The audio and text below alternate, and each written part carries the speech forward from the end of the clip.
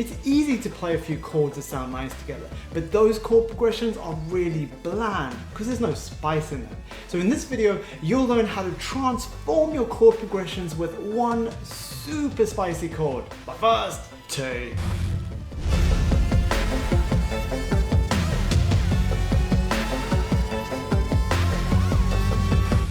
Revolutionary music makers, I'm Kate Harmony, this is Ray Harmony, and welcome to Hack Music Theory. This channel helps you make great music that stands out so you can move and grow your audience. And if you're new to our channel, we have a free book for you, which you can download at the link below. And if you're not new to our channel, you'll notice that we're in a new location. Yep, we've moved. We're still in Vancouver, just on a much quieter street, which is great for recording and filming. And some more big news, we just celebrated our 2-year YouTube anniversary this past weekend. So thank you to infinity and beyond for being here. We appreciate each one of you, because it's thanks to you that we're able to keep showing up here every week. Alright, it's time to open your door to Hack Music Theory. The Theory. French group Dirtyphonics just dropped their new single, Rise from the Dead, which boasts 2 powerful hacks that make the chord progression seriously stand out.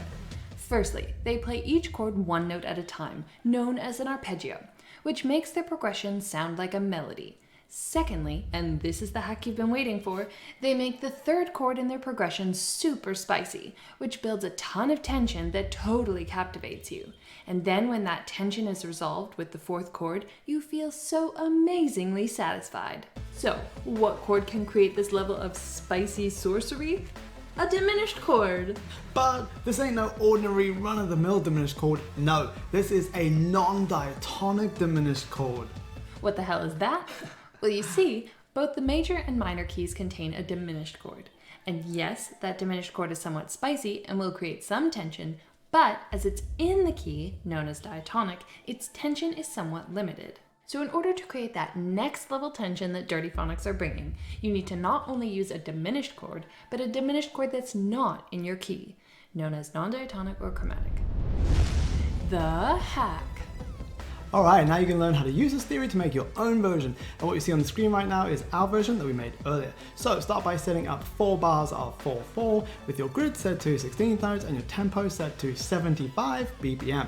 The Dirtyphonics track is in the key of F minor, but we actually used A minor for our example because A minor consists of only white notes, which means it's easy to distinguish between the diatonic notes, which are white, and the non-diatonic notes, which are black. Step 1. Chords. Dirtyphonics chords are based on a classic and therefore overused minor key chord progression, which starts on the 1, which is A minor, and then drops down to the flat 6, which is F major, and then goes up to the flat 7, which is G major. Have a listen, it'll sound very familiar.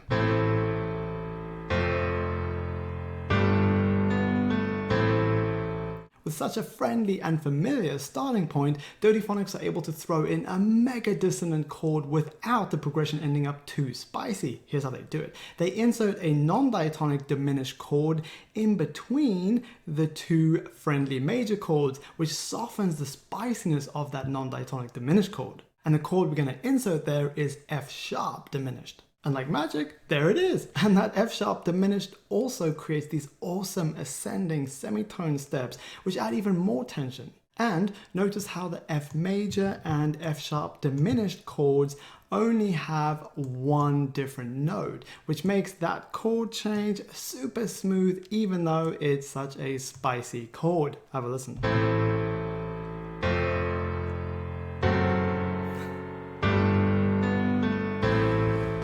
And by the way, if you've got our book, Hack Music Theory Part 1, you can learn all about diminished chords in Hack 11. If you haven't got it though, the link is below. The book also contains hacks on the other chords, chord symbols, major minor keys, relatives, and harmonics, and a bunch more. Step 2. Arpeggios. Right, now that you got your block chords, it's time to break them up into arpeggios. So let's start with the first chord, A minor. And Dirtyphonics break up the chords in their intro into 16th note arpeggios in a very common grouping of 8/8, like this. But when they bring this chord progression back later in the song at 208, if you want to check it out, they do something very clever. They play their 16th note arpeggios in the unusual grouping of 6/6/4, like this. And just for fun, we played ours in the unusual grouping of 7-4-4-1, like this. But you can use whatever grouping you like for your arpeggios. And once you've worked out a grouping you like for your first chord, then apply that to the rest of your chords, like this. And lastly, for some extra melodic interest and to add to the climbing feel of these arpeggios, we moved one of these high root notes of each chord up to the next note in the scale, like this. Alright, now let's have a listen to our super spicy chord progression. But just before the final playthrough, if there's an artist you'd like us to hack, let us know in the comments below.